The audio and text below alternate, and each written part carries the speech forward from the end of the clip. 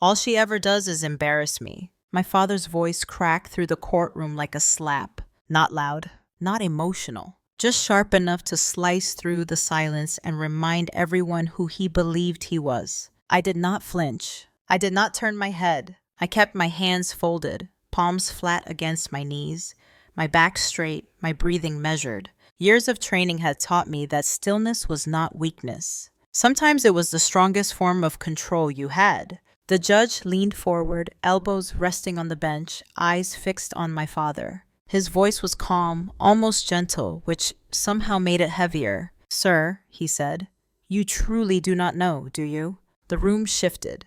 My father's lawyer froze mid-motion, papers half raised, his mouth slightly open, as if he had forgotten what he planned to say next. The color drained from my father's face so quickly it felt unreal, like watching a photograph fade. "Wait," my father said, blinking hard.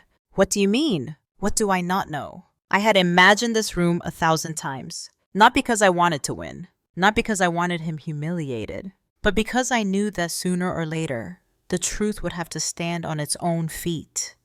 Without me holding it up, without me explaining it, without me begging for it to be believed. The Portsmouth County Courthouse smelled like floor wax and old paper, the kind of place where voices lowered themselves automatically, as if the walls remembered every secret ever spoken inside.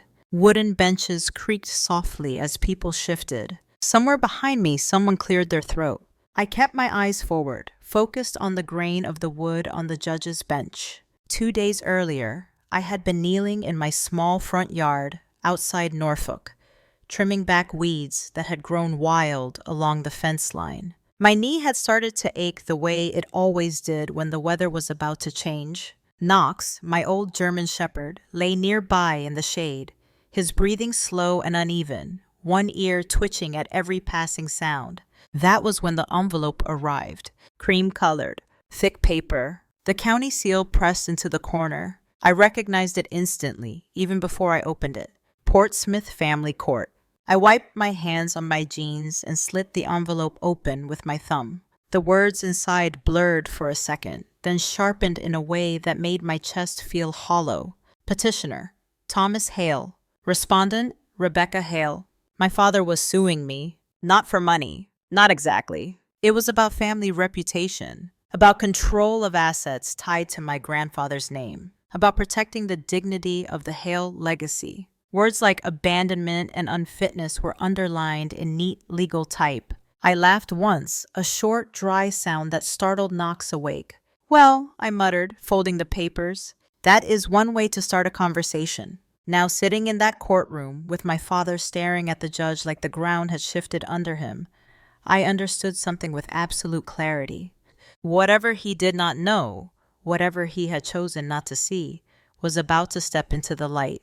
And for the first time, I was not afraid of that. It had been 11 years since I left home. The last time I saw my father, he was standing in the driveway with his arms crossed, his jaw locked so tightly it looked painful. He did not yell. He did not beg. He simply told me I was throwing my life away. He told me we did not do that kind of thing in our family. He told me people would talk. I was 22 years old. My orders were folded carefully in my pocket, creased from being checked and rechecked. I remember realizing, even then, that he was not worried about my safety. He was worried about how it would look. When I carried the summons inside that afternoon, Knox limped after me and rested his heavy head against my thigh. His weight was familiar, grounding. I scratched behind his ears, feeling the steady calm settle into my chest. "I guess we are doing this," I told him. That night, I did not sleep. I brewed coffee and sat at the kitchen table long after midnight, staring at paperwork that described my life like it belonged to a stranger. The language was cold and distant, as if a father and daughter were nothing more than opposing columns on a form. Outside, cicadas buzzed relentlessly, loud and unapologetic, filling the dark with noise that refused to be ignored. I thought about all the things I had never told my father over the years. Not because they were secrets, but because he never asked. Every conversation we had ever shared felt like a performance, and I had learned early that the safest role to play was silence. I opened the old navy chest in the corner of my bedroom. It still smelled faintly of metal, oil, and salt water. Inside, my uniform lay folded with care, medals wrapped in cloth, a flag folded into a perfect triangle. I ran my fingers over the fabric, then closed the lid. I did not need to take it out to remember what it meant. The next morning, I called the clerk's office. "Yes, ma'am," she said politely. "Your father has filed a petition asserting that your continued absence and conduct have caused reputational harm." "Conduct," I repeated quietly, tasting the word. "You will need to appear in person if you wish to contest it." "I will," I said, and meant it. The drive to Portsmouth took less than an hour, but it felt longer. Late summer humidity clung to my skin, heavy and suffocating. I passed the old diner where my father used to take us on Sundays. He would sit in the booth, coffee steaming, telling anyone who would listen about his work, his values, his name. He never mentioned me. Inside the courthouse, the hallway buzzed with low conversation. Lawyers shuffled papers. Families whispered. Shoes squeaked softly against polished floors. When I took a seat near the back, I felt eyes on me. Not hostile, just curious. A woman in uniform always drew attention in places like that. When the clerk called our case, my father was already standing. He looked older than I remembered. His hair had gone gray, but his posture was still rigid. His suit pressed sharp, as if control could be ironed into fabric. My mother sat beside him, pearls at her throat, hands folded tightly in her lap. She did not look at me. My father's lawyer began, his voice confident and rehearsed. He talked about embarrassment, about shame, about how my choices reflected poorly on a family that valued discretion and respectability. He spoke as if reputation were a fragile heirloom I had dropped and shattered. "All she ever does," my father interrupted, unable to help himself, "is embarrass me." The judge raised a hand, not sharply, just enough to still the room. "Mr. Hale," he said, "you will have your opportunity to speak." As the lawyer continued, they painted a picture of me that barely resembled a person. I was distant, unreliable. A daughter who had chosen spectacle over substance, service over family. I listened without reacting. Years of training had taught me how to separate noise from meaning. Most of what he said was noise. My mind drifted back to the first time I realized my father cared more about perception than truth. I was 13, standing at a church fundraiser with a certificate in my hands. Later, someone asked how his kids were doing. "My son is starting varsity football," he said. That was it.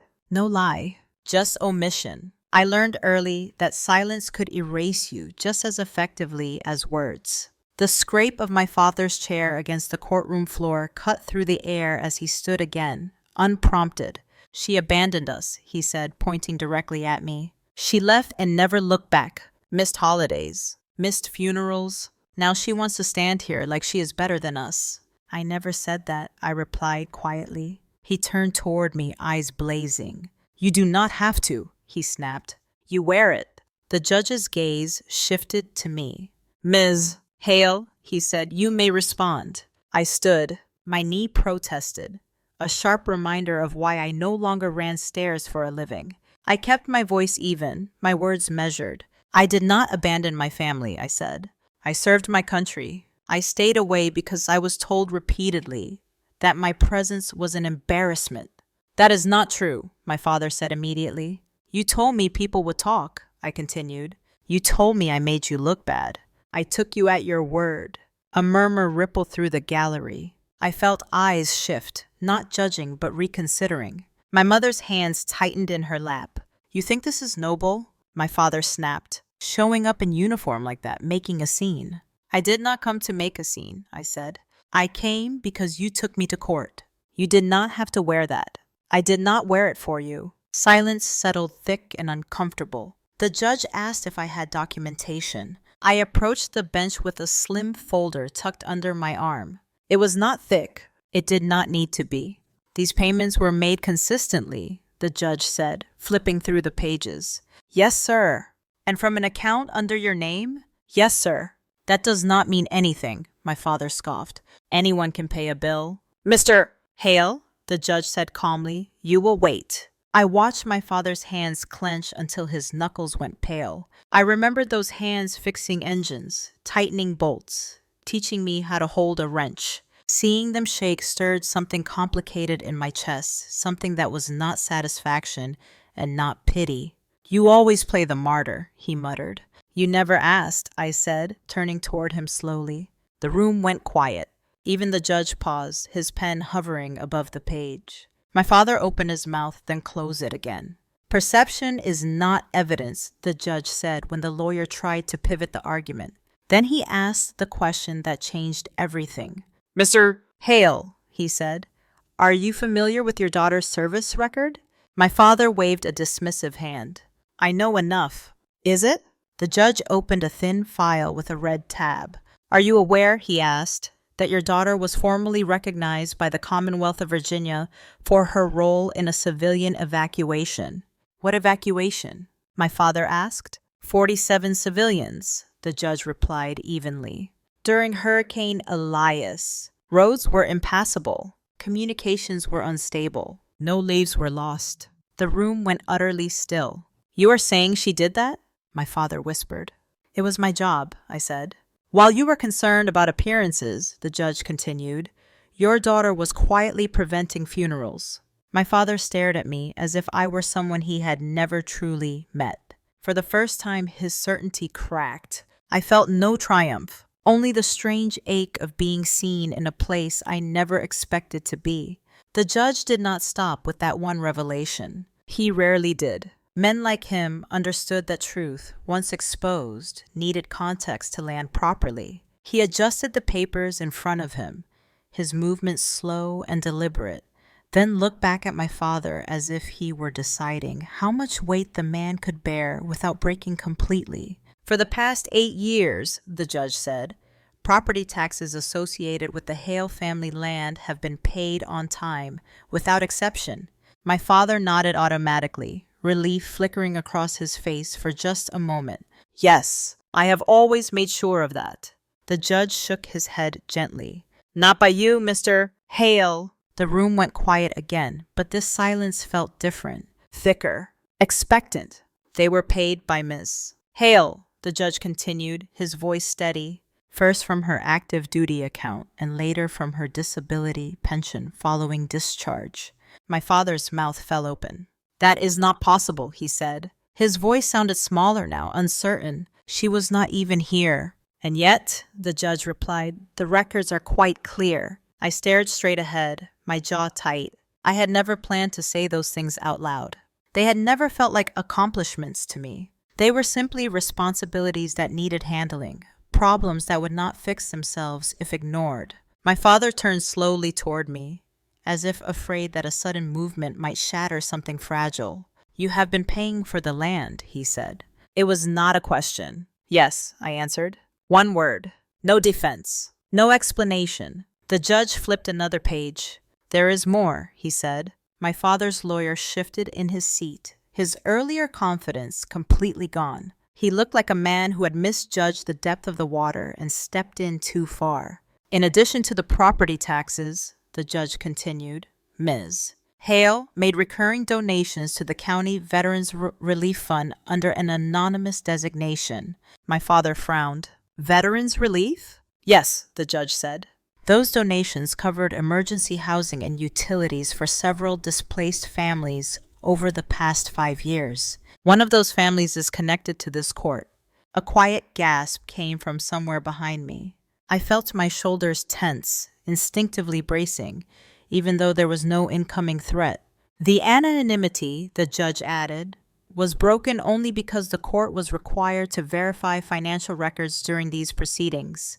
My father's lawyer stared down at the table, his face pale. My mother finally looked at me then. Really looked. Her eyes searched my face as if trying to reconcile the daughter she remembered with the woman sitting in front of her. "You argued," the judge said, turning back to my father, "that your daughter brought shame to your family. Yet the evidence shows that she preserved its assets, protected its legacy, and contributed to this community without recognition."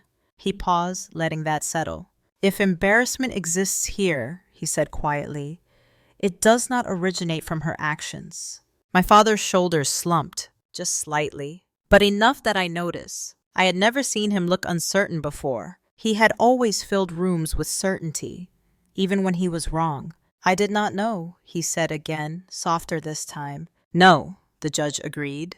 You did not. The ruling itself came next, almost anticlimactic in comparison. The petition was denied. No abandonment, no reputational harm. Authority over the Hale family property remained with me, supported by documented stewardship and continued responsibility. The gavel came down once. Clean. Final. The room exhaled. People stood and gathered their things, voices returning slowly, cautiously, as if the air itself had been changed. I stayed seated for a moment, my hands trembling just slightly now, not from fear, but from release. In the hallway outside the courtroom, sunlight streamed through tall windows, catching dust motes in the air. My father stood a few steps behind me. I felt his presence before he spoke. Rebecca! He had not said my name like that in years. You could have told me, he said. I turned to face him. He looked older up close, smaller. His eyes were rimmed red, though his voice stayed rough and guarded. You could have asked, I replied. He nodded once, a sharp, embarrassed motion. I did not think you wanted us involved. I thought you were ashamed. I was protecting my peace, I said. He looked away. I was wrong. It was not loud. It was not complete, but it was real. I did not leave the courthouse right away. I stood near one of the tall windows, watching rain begin to streak the glass in thin, uneven lines. People passed by in small clusters, lawyers murmuring into phones, families speaking in low voices, strangers returning to lives that had not just been split open in public. A man in a faded veteran's cap paused as he walked past me. He glanced at the ribbons on my chest, then met my eyes. Thank you for your service, he said, simple and sincere. I nodded. Thank you for yours. Outside, the air smelled like wet pavement and salt drifting in from the harbor. I pulled my jacket tighter around myself and walked down the courthouse steps. I had not won anything tangible in that room. No money, no applause. Just the right to keep what I had always carried and the truth placed firmly on the record. That felt like enough. That night, Knox greeted me at the door, his tail thumping weakly against the frame. He pressed his weight into my leg, grounding me in something solid and uncomplicated.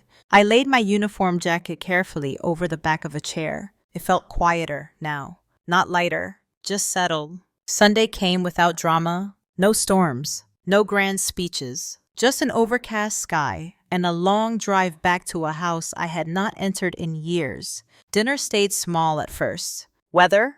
The drive. My knee, Knox's limp. Then my father cleared his throat. I watched the news clip, he said, the one the judge mentioned. I did not answer. They talked about leadership, he continued, about staying calm when everything goes wrong. He looked up at me. You were always good at that. It was not praise, but it was not dismissal either. Before I left, he handed me my grandfather's compass. The needle inside still swung steady and sure. It belongs with you, he said. Weeks passed. Repairs were made. Words came slowly. One evening, standing on the porch, my father said, You did good.